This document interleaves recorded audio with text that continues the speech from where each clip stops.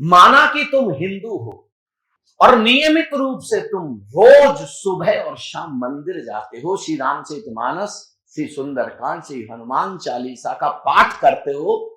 और रोज सुबह और शाम आरती उतारते हो। माना कि तुम मुसलमान हो, 5 वक्त की नियमित रूप से नमाज अदा करते हो, कुरान की एक एक आयत तुमको कंठस्थ याद है और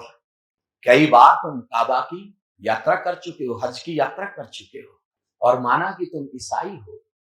तुम रोज चर्च जाते हो, वहां पर कैंडल जलाते हो और नियमित रूप से रोज ही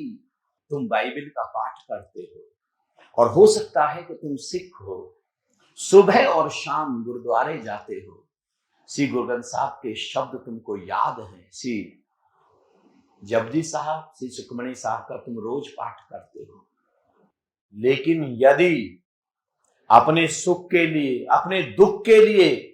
अपने गुस्से के लिए, अपने क्रोध के लिए, अपनी वासना के लिए, अपनी अशांति के लिए, अपनी बेचैनी के लिए, अपनी घबराहट के लिए, अपनी हार के लिए, अपनी जीत के लिए,